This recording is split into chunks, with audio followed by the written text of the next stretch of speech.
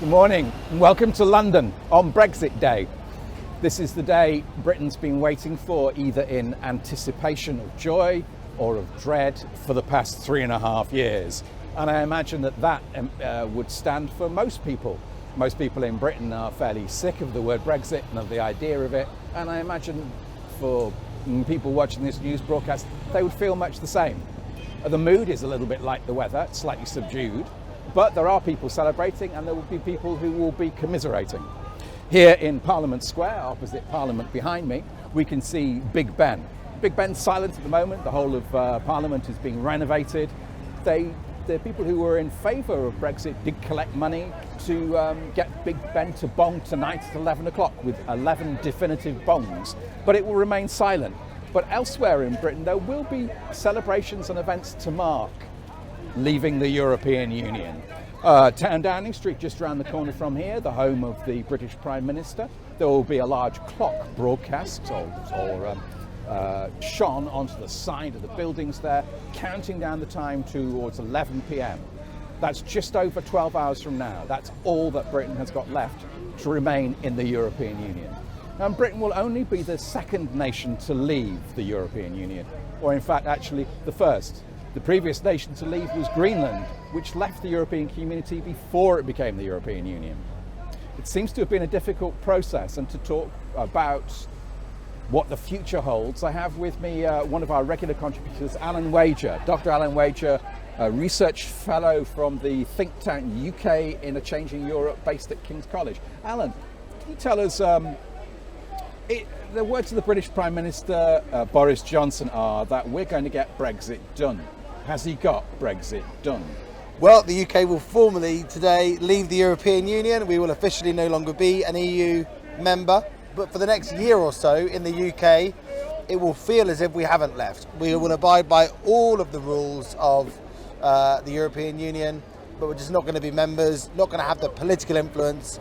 But for most people in the UK, they won't notice anything change in terms of the way they live their lives. So when you talk about the rules there, you mean things like European courts and then also the European Parliament, rules that already exist from there, they'll still stay, won't they? Yeah, or if you've got a passport, a UK passport, you can live and work in the European Union, which you won't be able to do. And vice versa as well. And vice versa. Yeah. So while it's all a political change, it's not really the economic and social change that will come from Brexit.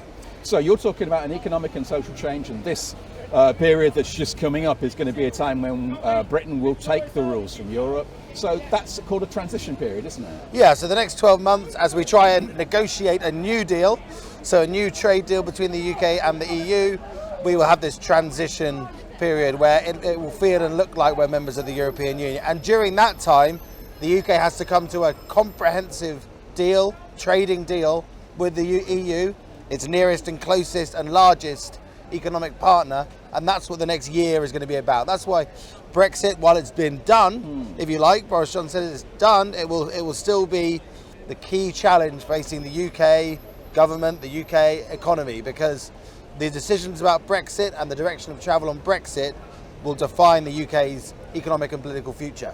So there was a Brexit deal beforehand under Theresa May. She actually negotiated a deal. It seems slightly softer than the one we've got at the moment. Boris Johnson has got his deal through Parliament, something she wasn't able to do. What type of deal is the deal that Boris Johnson has got? You're talking about a trade deal coming later. What's he got now? The deal that Boris Johnson has made gives probably the UK quite a lot of room for manoeuvre to have a more distant relationship with the European Union. It doesn't dedicate the UK to abide by any real rules or regulations with the European Union. So it's really up to the UK now and up to Boris Johnson if he wants to have a deal that's comprehensive with the European Union and be in that sort of political economic space with the UK remaining quite close to the European Union. Or does he want a whole different future where the UK prioritises trading deals with countries like the US or China or Japan or whatever and try to seek a different future outside the European Union? So the debate so far has been quite inward looking for these past 3 years. It's been British people, and we can see some of them here now at the back of us. There are pro-European people and anti-European people. You can see British flags here, you can see people arguing. This is all very low key to what's been going on for the past 3 years.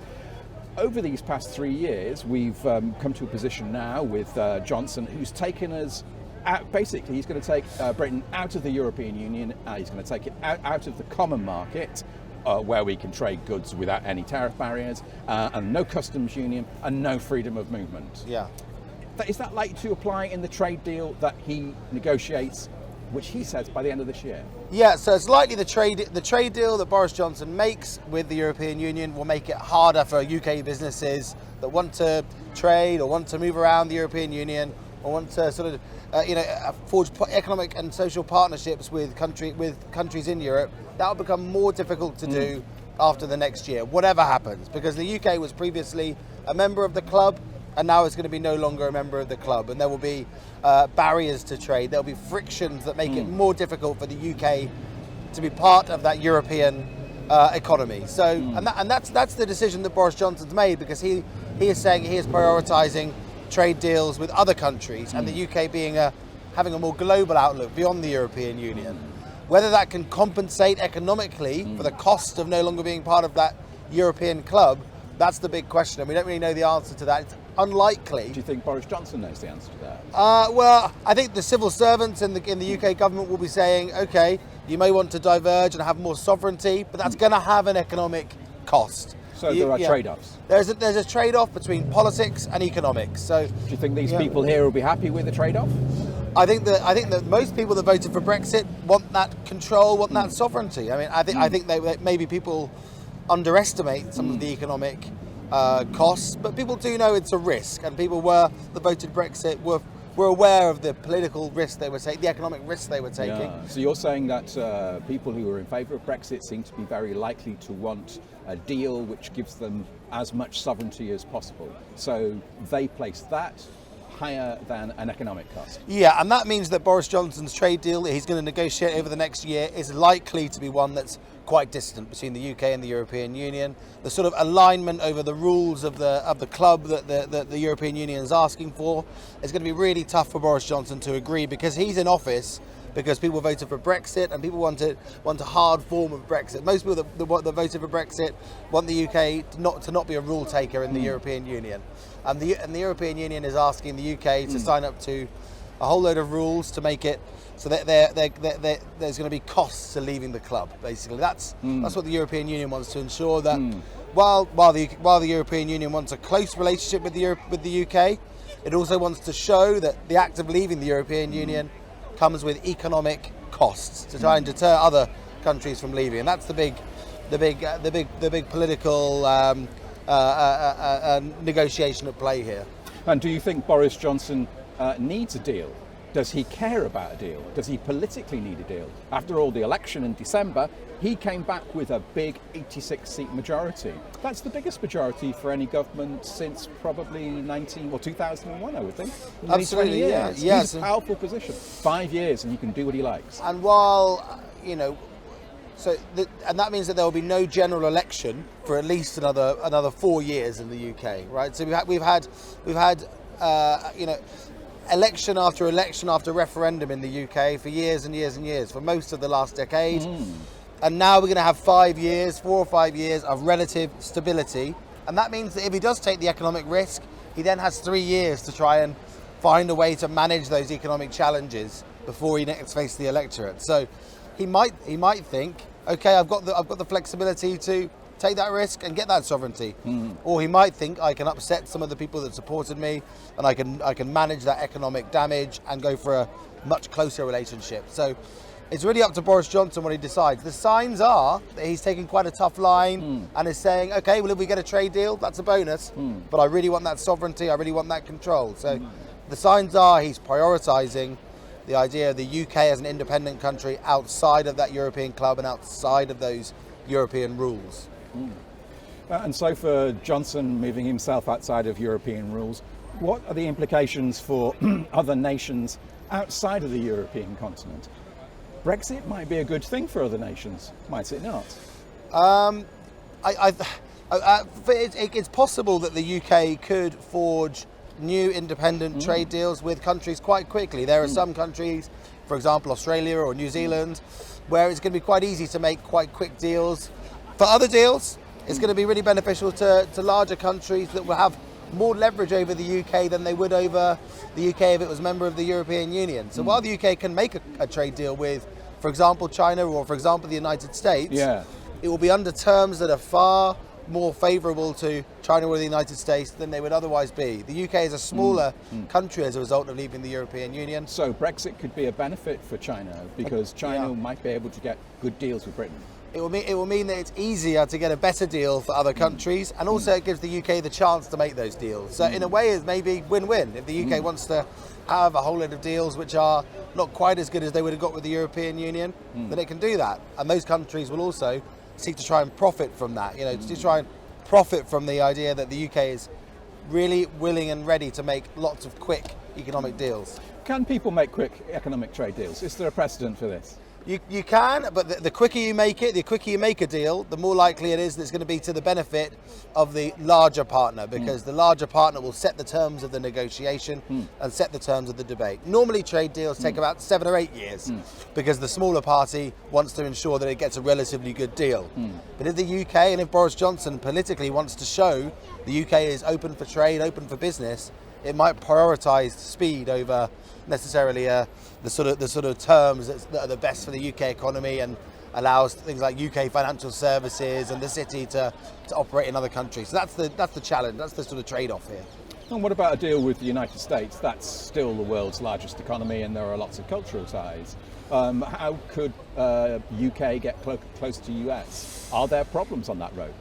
It's going to be difficult because there are a whole series of things in the US economy that the Boris Johnson government has promised not to allow into the UK. Things like US farmers have much lower environmental and food standards compared to the European Union and the UK. And if the UK wants to make a trading deal with the US, it would have to allow imports of US products that are of a much lower standard.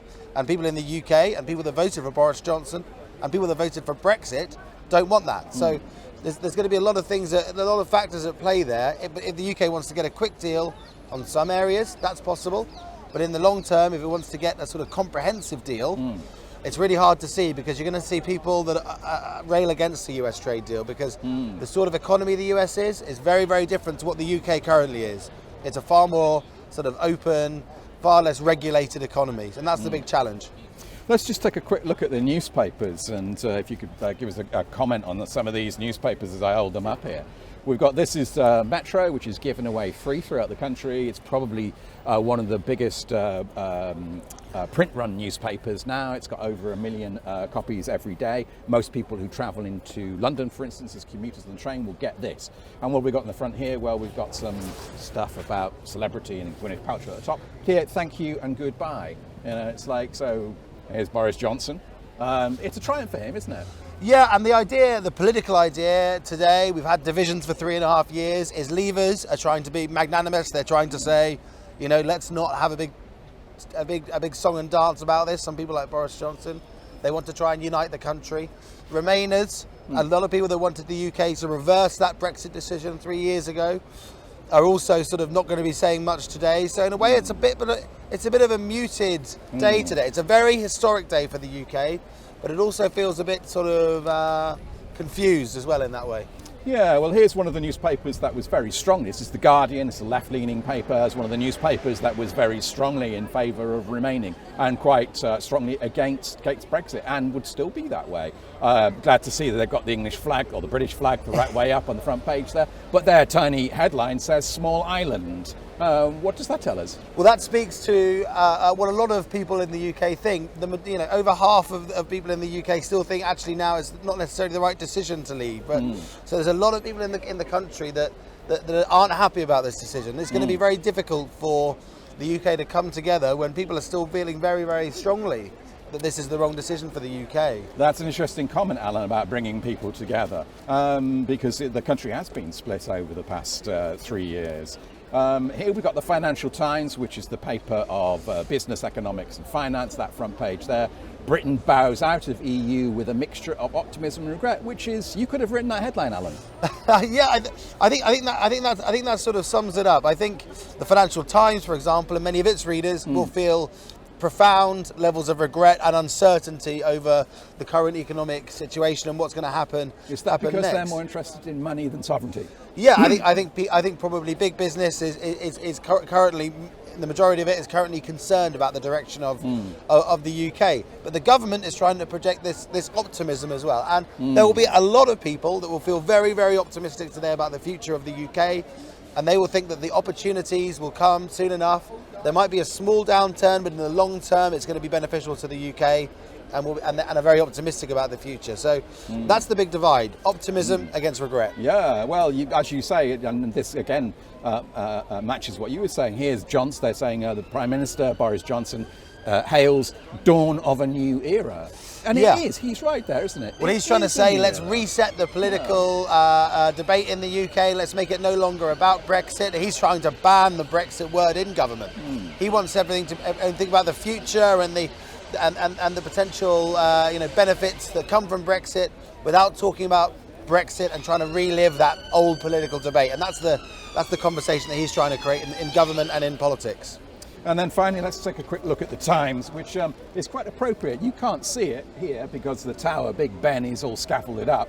But this front page, that's actually what 11 o'clock on Big Ben looks like. They've taken this picture beforehand because you can't do it now. It won't bong out, but that's all they've gone for. Brexit, it's time, which is a bit of a neutral headline, really, Alan, isn't it? Yeah, it's neutral. The Times is pretty much in the middle of the debate. I mean, and Big Ben speaks to, as we've been talking about, speaks to this idea of parliamentary sovereignty and the idea that this is going to be a big moment for British politics, and potentially it does give the UK a whole new set of powers, a whole new set of things that it can, a new sort of independence that it didn't have before, and that's emblematic in the Parliament of Westminster and the sort of symbol of Big Ben. Now, we've talked about the effects in this country, and we've talked about some of the effects that might take place with US and China, who will be seen as key markets for the UK, and you've also talked about other countries like Australia and New Zealand.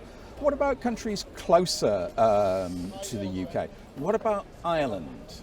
That was a big problem during the discussions, wasn't it? It scuppered a lot of things. Yeah. How does that stand? What's Johnson's deal?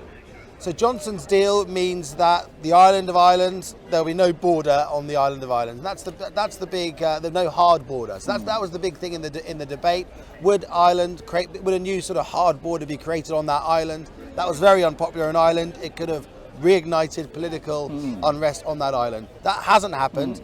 So that means there's now new barriers between Ireland and Great Britain. When you say barrier, isn't that the border? Yeah, there's going to be a new border effectively between the island of Ireland and Great Britain. And Will people accept that? Because the island of Ireland, part of the island of Ireland is Britain, and people there in that part of Northern Ireland think that they're British, but now they have to cross a border to go to Britain when they're in Britain. Well, one community in Northern Ireland, the Unionist community, those that are part of Northern Ireland but want Great Britain to be are also part of Great Britain, and they feel very British, are very upset about this. They think it's going to potentially be the thin end of the wedge, and in the long term, you'll see the island of Ireland move off in a different economic direction. And as Great Britain creates new trade deals and a new economic future for the Great Britain, they'll go in a different direction to the European Union. That's the big concern for the Unionist community in Northern Ireland. Those that feel very British, is that in the long term you're going to see the island and Great Britain move apart, if you like, economically. And let's look at what we would call Southern Ireland, the actual nation of Ireland. They've not been involved in this vote, but they're likely to pay a price. Yes, and there's going to be a general election next week in Ireland, and the Taoiseach, the Prime Minister of Ireland, is under huge pressure. Part of that is to do with Brexit and his handling of Brexit. I mean, he's not been hugely successful in terms of that, but I mean, I think in the future, Irish UK relations are going to become more difficult. I mean, over these trade talks, there's going to be a hard deadline of December. If we don't come to a deal, the UK would be affected, but the next country that would be affected from no trade deal would be Ireland. I mean, it would still have a huge economic effect on Ireland because the Irish and UK economies are so interlinked and so connected. And there will be a great economic effect in this country from its changing relationship with that mass market, 450 million people in the European Union. Well, what's it going to be like for the European Union, losing a market of 61 million people, the world's fifth largest economy, and an economy that is the same size as, I think, about 10 European EU nations? It's like using almost a third of the European Union. It's just disappeared. How are they going to cope with that? So, I mean, the effect on the European Union won't be as stark per citizen, per an individual person. It won't be quite as concentrated because it will be spread throughout the European Union, the effect of Brexit, right? But overall, it's going to have a huge effect. I mean, it's going to have a damaging effect on the European economy, and the European Union will lose one of its largest economic partners and one of its largest members, who overall add to the EU budget and give more than they take away from the European Union's budget. So that's going to have a huge effect on the European Union itself, and also on the economies of Europe, who are going to see a negative effect. Some more than others. Countries like the Netherlands, countries like Ireland, countries like Denmark, that are very closely related to the European Union and to the UK, will be most affected. Some other countries in Eastern Europe will be less affected. So we've had the new EU Chief Commissioner Elizabeth von der Leyen. She's been praising, as perhaps she might, Britain's role in Europe, and looking back at the history of Britain, going back to 1973, 1st of January, which is when Britain joined the European Union. So that's 46 years. She pointed out to some of the things that Britain had done to change the European Union. And she talked about free markets. She talked about an expansion of the European Union towards the east. All these things she seemed to be saying had been heavily influenced by Britain. Britain won't be there doing that now. What will the European Union lose in those terms, in those political terms, from the loss of what is a largely free market economy? Yeah, and the European Union is losing quite a hard-headed member of the club, a member that was concentrated above all on economic integration and on the benefits of security that would come from expanding the European Union. Those were the key achievements of the UK in the European Union. So it will be losing a member of the club that was focused above all on economic liberalisation and expanding the European Union's global influence. So those are the two things it will lose. What it will gain is a member that was really not that keen on further integration of the European Union. So most members of the European Union are quite keen to get ever closer as countries, try and pool their resources more and more and more. The UK really didn't want that, and that's part of the reason why the UK left the club, because the idea of ever closer union, of over time the EU becoming more and more like one country, that's the big aim for many people in the European Union, and that becomes far more possible if the UK isn't there blocking that agenda. So it loses an important member of the club, but maybe it's that gives it the ability to change its strategy in the long term. And it's probably safe to say that the UK might be the current EU, only for another 10 hours, 45 minutes. Next 10 hours, 45 minutes, the UK will be the European EU nation with probably the greatest diplomatic and global political influence. It's probably the nation, perhaps even above France, which has the greatest soft power.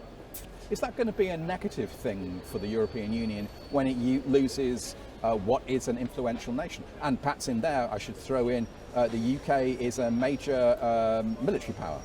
Yeah, it loses a really big military power. One of the few military powers that is committing 2% of its GDP to defence. That's one of the few countries that has managed to do that in the European Union. That's an important loss. And also the UK soft power is really important. And that's what gives people in the UK hope for a sort of a post-Brexit future. The idea that people are very aware of the symbols and the language of the UK, and that's a big export loss for the EU, and a big strength for the UK as it looks towards its sort of future outside the European Union and looks to make trade deals and looks to make deals outside the European Union. So yeah, the EU will lose a really significant a member. The sixth largest economy in the world is no longer going to be a member of the largest trading bloc in the world. It's a big geopolitical moment for Europe and for the world, as well as a big political moment here in the UK. So just one last question before we finish, and the last question will be, is this the end of Brexit? I think it's potentially the beginning of the end. We're sort of halfway through. We've done half of it, and you could say we're now into the hard bit. But it's got the politics and the division that have been such a huge part of British society for the past 3 years might start to fade away as we start thinking more about the future and what the prospects are for the UK and what it will look like in a decade's time, rather than the infighting and the division that we've seen over the last 3.5 years. Thanks very much, Alan. So here from London, well, Brexit looks as though it's certainly going to happen. This is Brexit Day, but we can't say that Brexit's gone forever. Brexit will still be with us, and we'll still be doing news broadcasts about it. But perhaps Britain won't be so divided as it has been, and there will be many opportunities for nations outside the European Union to benefit from Brexit. Thank you.